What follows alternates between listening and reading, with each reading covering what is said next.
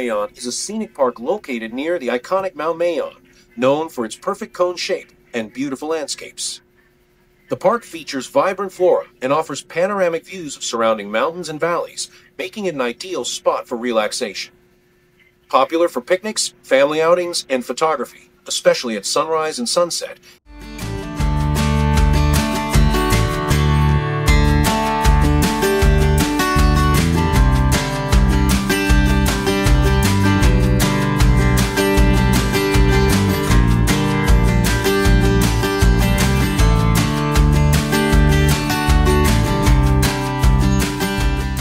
Welcome back mga Toktok, magandang hapon. Mapula yung mata natin, medyo inantok pa tayo.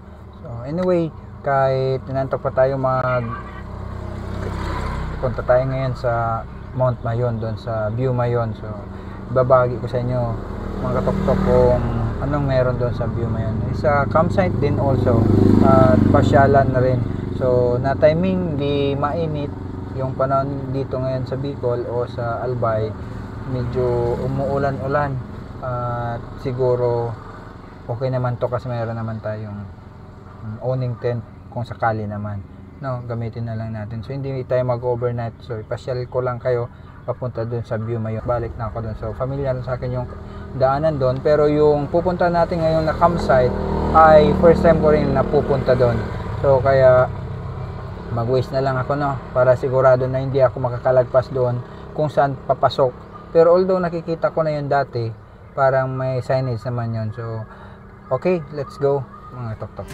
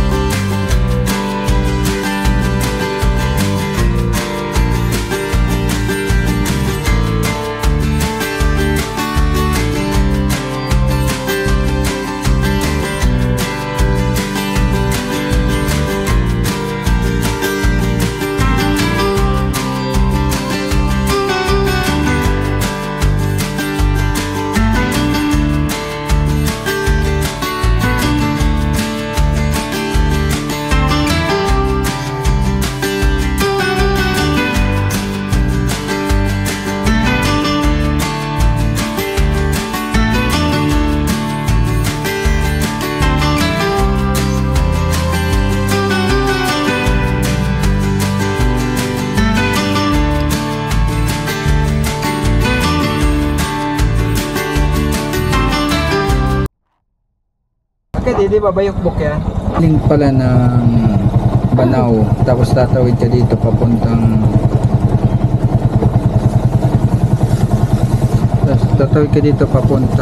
itong Masarawag Road is almost 5.5 kilometer pala. Oh, may kalayuan din, pero maganda naman yung kalsada, masikip pero simentada naman lahat. Ito na, yan, Masarawag Road na to, so kakaliwa na tayo.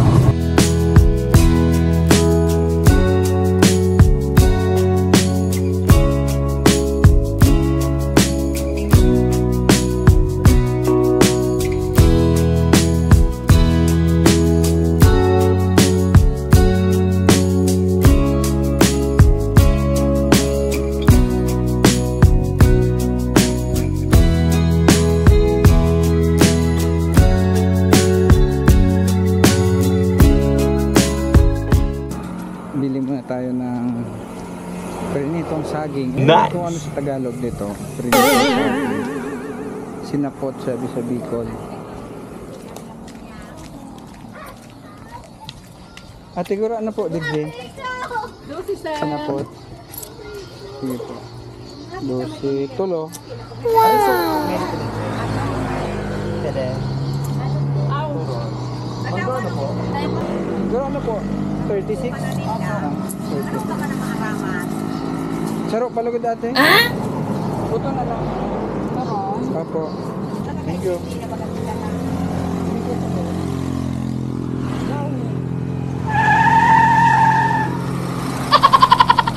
Bibi, 4 pieces. Why? 46. Apat ko na. Apat.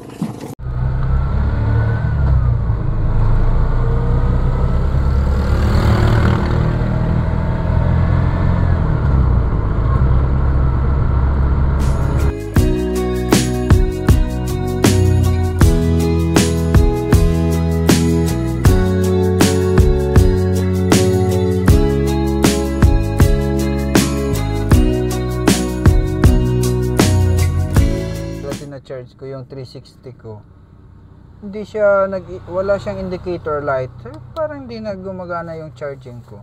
So, tapos makita ko umuusok na to, kaya napatigil tuloy ako. Sayang, bumigay na siya. Tagal din to bago nasira. Binili ko. Ganda kasi marami kang charge paglalagyan. Kung makalimutan mo yung car charger, at least meron ka ditong USB slot, dalawa ng dati. Kung mayroon ka pang car charger plus dalawa bali na sa 6 na charge, kaya sakto, maganda to gamitin kapag nagta-travel. Pero hindi ko alam bakit siya umusok, baka may dumikit na wire, kaya tuloy na putol na yung linya niya, so hindi na siya gumagana. Sayang. Marami pa naman tayo i-charge, so hindi bali. Mayroon naman tayong car charger. Ito, CDR King pa to. Tagal na. Wala pa akong tuk-tuk buhay na to eh. Siguro estudyante pa ako nandito na to. Wala nang CDR King eh. Ito na. Ilalagay natin to dito para maka-charge tayo ulit. Susubukan ko to, kung pag gumana to, ibig sabihin okay yung linya natin. Okay, umiilaw siya, ibig sabihin okay. Itong isa, subukan ko ulit to isaksak. Sayang. Gumagana pa siya oh. Ang ganda, gumagana pa itong dalawa. Ito, nakita nyo umiilaw. I-off ko. Off ko. Di ba wala nang ilaw? Ibig sabihin, pasok ko to dito, tingnan natin kung gagana pa siya. Yan, gumana, umiilaw pa. Umiilaw pa siya. Let's see kung nagcha-charge. Okay, sa madaling sabi, pwede pang gamitin. So, forward na tayo mga tok-tok.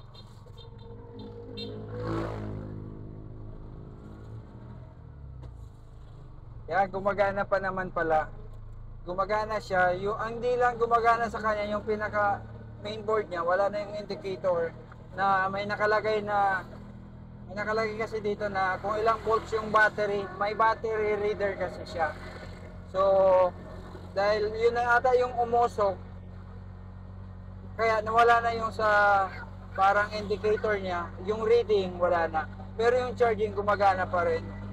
So at least meron pa rin tayong pag-charge sa no?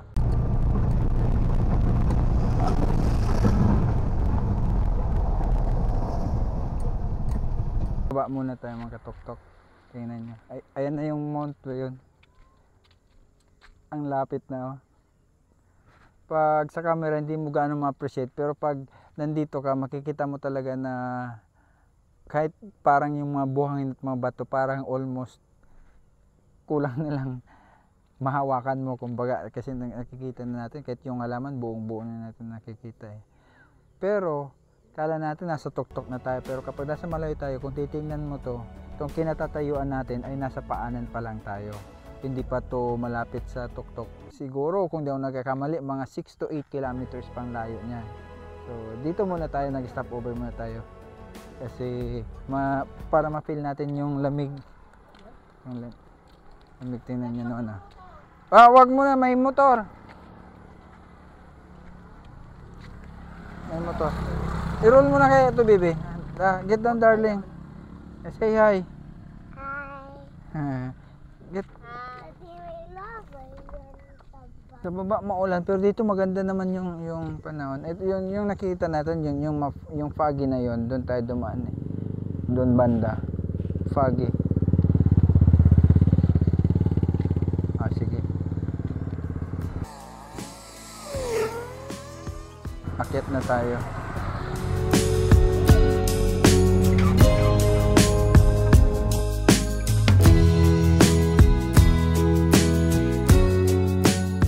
nandito na kami ngayon sa view ngayon. Ito yung kalsada. Yan yung kalsada papunta doon. Papunta ang Mayon skyline. Kaso, first time namin dito. Kaya wala kaming idea. Sarado yung gate eh. Hindi ko alam kung open sila or sarado. Tingnan, andyan yung signage nila. Kaya pag nakita nyo yan, kung papunta kayo Mayon skyline, kumaliwa na kayo. Ayan lang naman. So, mag-contact na lang ata kami sa Facebook kasi di namin alam kung saan talaga bababa dito. First time ko rin. Dalawang gate kasi yun. Isang gate. Kasi naman yung tuk-tuk. Pero ito, malaking gate. Di ko rin alam kung saan ba talaga. I-contact. Reach out na lang namin sa Facebook. Bibi, baka pwede pumasok dyan. Magtatanong muna kami. Kung wala sa amin makapansin dito, so i-reach out namin sila sa Facebook.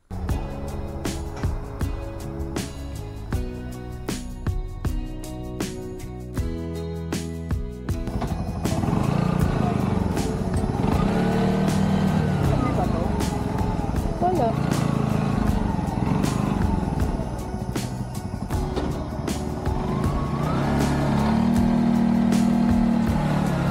Oops! Ito tayo, baby.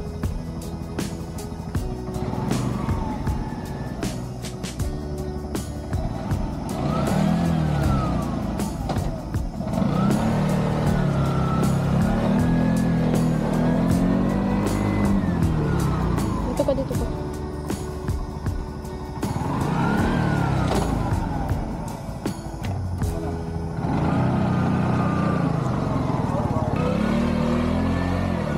Ay, madulas. Daddy, nagarus-rus.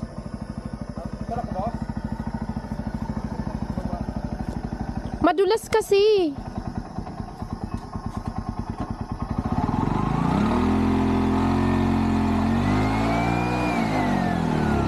Tutulak ata. Ano kuya?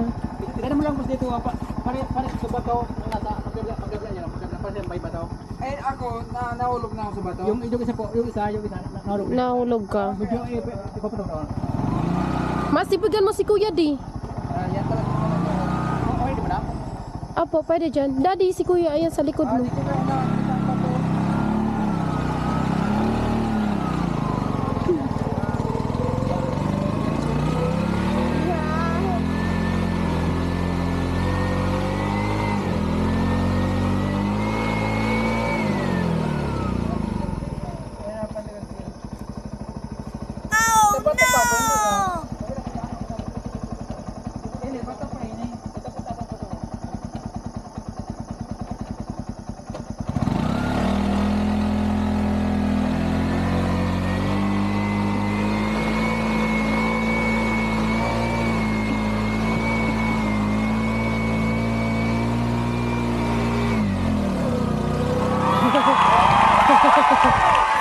Tinagal parang si kuya. Thank you, kuya. Dito na kami ng mga tok-tok sa view Mayon. Galing kami dyan, mataas pala to pababa. Ang problema, tawag dito, madulas yung kalsada at maulan. Mabuti na lang ganito yung kalsada nila, yung pababa. What? Kaya kahit maulan, kahit madulas yung kalsada, kapit na kapit yung gulong. Kasi yung problema, andun sana, papunta pa sana doon yung car campsite nila. Kaso binawalan na ako, dito na lang ako pinapark kasi madulas daw, baka di na ako makakyat. Karating ako doon, nahirapan na yung tok-tok paakyat kasi basa yung Carabao grass, madulas. Parang putik din pala siya kapag basa. So ngayon, ito na lang in-install natin mga katok-tok, yung owning tent natin. Hindi na tayo nagpa-install ng table at chair. Kasi yung table and chair natin, nandyan sa taas. Tingnan nyo, basang-basa. Kasi papunta kami dito, maulan eh. Hanggang ngayon, umuulan eh. So, hindi natin magamit to. So, kaya ngayon, dito na lang kami kakain. So, at may libreng 3 coffee. Ayan. Ang entrance dito ay 150 yung adult. At sa child naman ay 100 pesos. So, hindi na natin ganong pinaganda pagkaka-install ng tent natin. Huwag lang tayo maulanan, no? At di rin natin magamit yung upuan. So okay na yan. Nilagyan na lang natin ng ganito. Kasi hindi naman mahangin. Okay na to. At kakain na muna kami. Thank you sa complimentary. Complimentary na coffee nila. At meron pa sana yung kasamang cinnamon. Kaso ang problema wala daw. Hindi nakarating. Siguro dahil sa maulan at kulang yung tourist stop, maraming mga tawag dito. Hindi naman langaw, hindi naman lamok. So nagsisilabasan ba sila kapag 'di ba makawi umadahon yung lugar? Parang yan, parang mga langaw kung titingnan, pero hindi siya langaw. Iwan ko anong tawag yan ito. Na-videoan natin.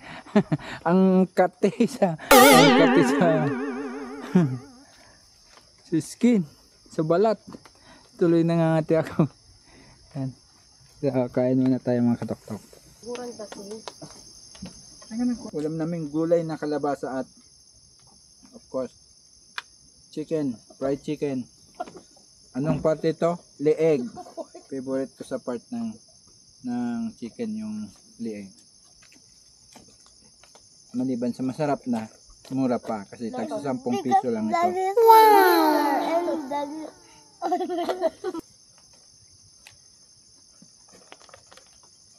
Darling. Ano Yes. come on. Sorry. Umuulan na. Pero mapag pa rin. Siguro hindi naman talaga to ulan. Ito na yung fog eh. Yung fog kasi dito ibang iba sa fog dan sa Baguio. Yung fog dito pa may kasamang ulan. Ayan.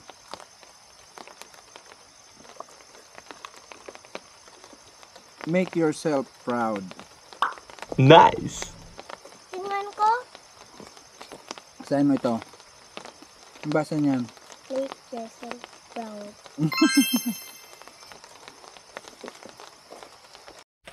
Finally, tapos na kaming kumain mga katoktok. Kaso, maulan pa rin. Tingnan niyo yung paligid. Maulan. Di tayo makapag-ikot-ikot at di rin tayo makakuha ng video. Di rin tayo makapag-drone kasi maulan eh. Mababasa yung drone natin. At Mawala na ito mag-drone. Baka masabit yun sa mga ito na lang yung sulitin natin. Yung free coffee dito. Yung complimentary coffee nila. Ayan, tingnan nyo naman. 3 yung free sa amin kasi bawat isa pala may libreng coffee. Kaya ngayon, hindi naman nagkakape yung dalawang kasama ko, si Bibi at si Mrs. Kaya ako na lang magkakape. Ubusin ko to. Kasi masarap naman kasi yung lasa niya parang rice coffee. Parang bigas na kape ba. Saktong-sakto yung binili natin na taging. Maulan tapos with matching coffee. Nag-uulat mga kaibigan. Ayun, tapos na kami mga katoktok magkape-kape. Ngayon tumitila pa lang yung ulan kaya mag-ikot na tayo mga katoktok. Let's go. Balik muna natin to. So bago tayo umuwi, ikutin muna natin itong view mayon.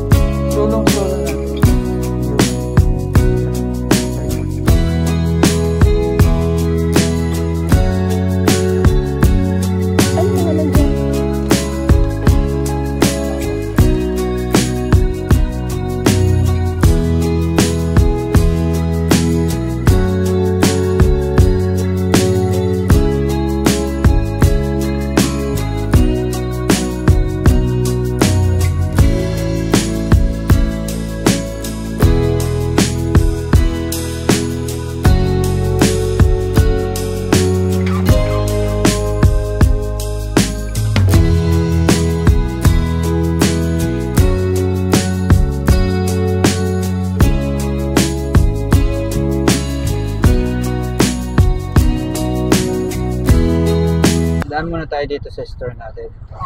Ulam. So, bago ako magpaalam sa video ito, i-tour ko muna kayo sa aking store. Tapos yan naman si Tok-Tok natin. Wrong parking tayo, pero madali lang naman kasi tayo. Pagainin lang natin si Baby. Bumili tayo ng manok doon sa dinaanan natin, pero mayroon naman tayong manok.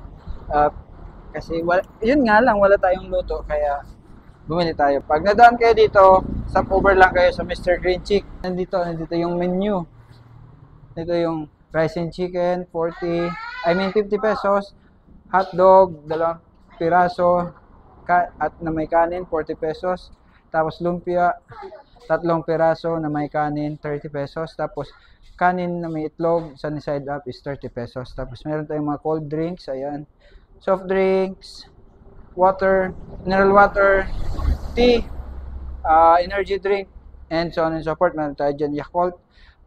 Dito naman tayo sa hot drinks. Kahit anong dyan, 15 pesos lang yan.